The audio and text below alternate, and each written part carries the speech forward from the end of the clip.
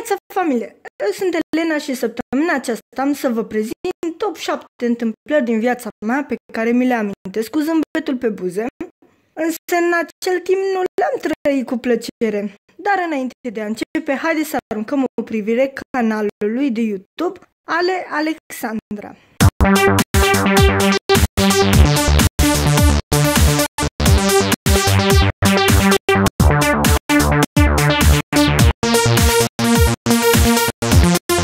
Pitulușul. Cred că toată lumea a jucat măcar o dată pitulușul, sau cum se spune, de-avați ascunselea. Ei bine, și eu jucam când eram mică, cu fratele și verișorii mei, care sunt mai mari decât mine. Cum aveam obiceiul să jucăm seara și mie mi era și încă mi este foarte frică de întuneric, mă ascundeam lângă casă sau în casă. Se poate spune că eu eram veriga slabă a jocului, pentru că nu știam să mă ascund bine, nu fugeam repede și pe deasupra, de câte ori se apropia cineva de mine, începeam să râd așa, fără motiv. Dar toate acestea până într-o zi, o zi în care m-am ascuns în bucătărie după ușe și am reușit pentru prima dată să nu râd. Fratele meu a intrat în bucătărie, m-a căutat un pic, a luat ceva de mâncare și a ieșit. Dar nu înainte de a trânti ușa. Pentru prima dată în viața mea, când reușisem să nu râd, reușisem să rămân ascunsă, vine el și trântește ușa. Vreau să vă spun că fruntea mea era chiar pe direcția clanței, care mi-a făcut un cucui cât toată fruntea. Și bineînțeles m-am jelit toată luna. Numărul 6. Cunoștință cu podeaua. Cred că motivul pentru care sunt înaltă e că am făcut basket vreo 8 ani de zile. Era marea mea pasiune și nu credeam că va veni ziua în care voi putea trăi fără să joc. Însă nu eram o bună jucătoare. Mai bine spus, ați văzut acele filme în care rămâne un copil și nici o echipă nu și-l dorește?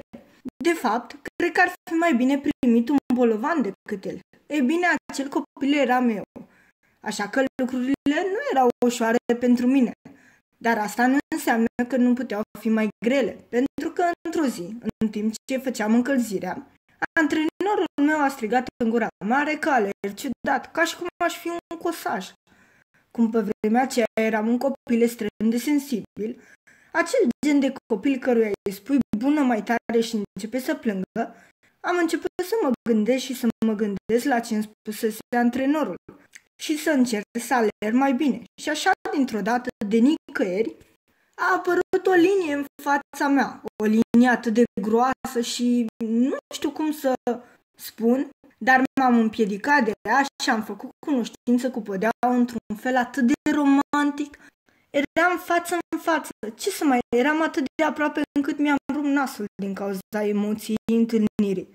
Și totul ar fi fost cum ar fi fost dacă nu aș fi întâlnit privirile ciudate ale telespectatorilor, căci eram în mijlocul unui meci la care veniseră și părinții. Deci vreau să vă spun că toată lumea m-a privit și parcă auzeam cum se întrebau în gândul lor: s-a împiedicat singură? Oare are două picioare stângi? Numărul 5. La biserică. Prin clasa a 4-a, cred, doamna profesoară de religie împreună cu doamna învățătoare ne-au dus la biserică. Eu, ca un copil bun ce eram, m-am pus în prima linie și am început să privesc lumânările în timp ce ascultam ce spune preotul.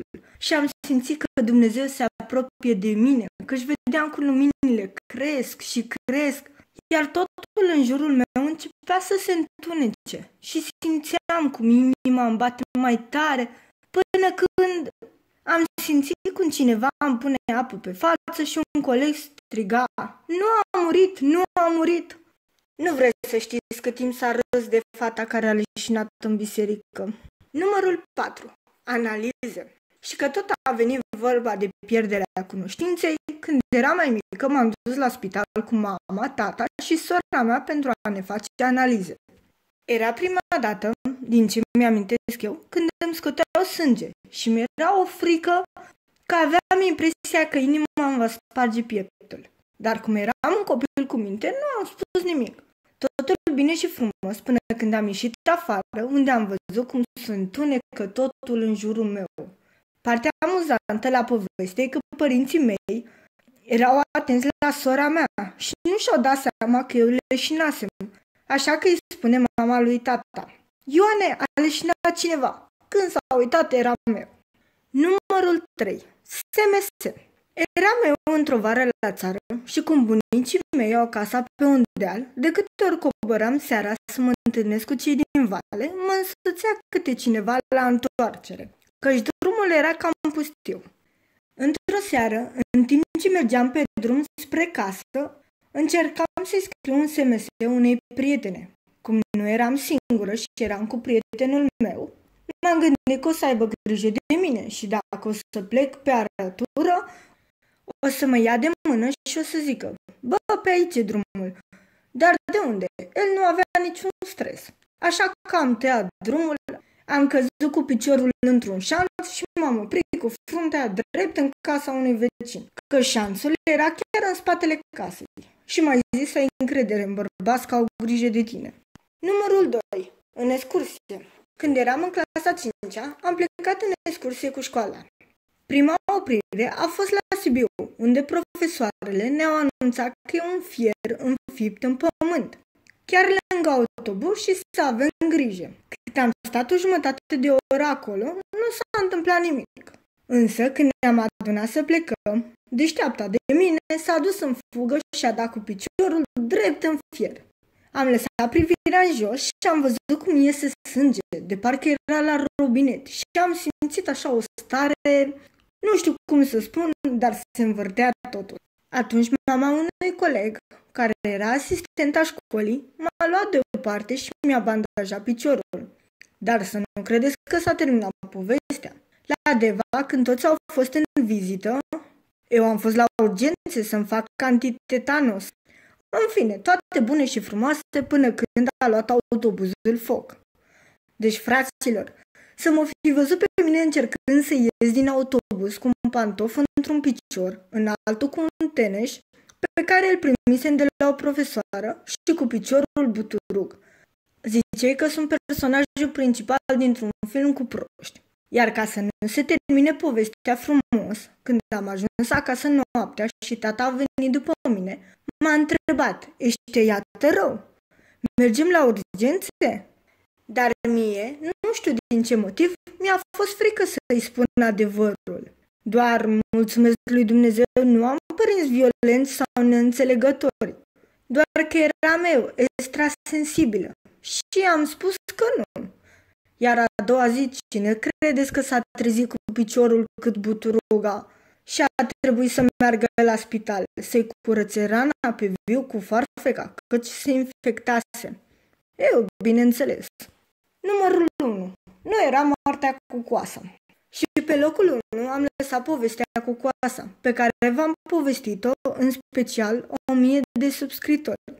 Nu știu câți ani aveam, dar probabil între 8 și 11. Eram în vacanță la bunici. Vărul meu costea, iar eu în spatele lui îl imitam. El nu și-a dat seama cât de aproape eram și când a dat cu coasa în spate, vârful acesteia a intrat în piciorul meu și m-a tăiat până la os. Amuzant e că eu am început să plâng. El m-a luat în brațe și m-a dus acasă. Probabil era chiar mai speriat decât mine. Și cum a văzut plângând chiar așa de rău, m-a întrebat: așa rău te doare? Și eu i-am răspuns: nu mă doare, dar mi-e frică că ne ceartă mămaie. Bineînțeles, el a încercat să mă liniștească, spunând că nu o să ne certe, că el o să vorbească cu ea. Și nu ne-a certat. De fapt, cum era să ne mai certe?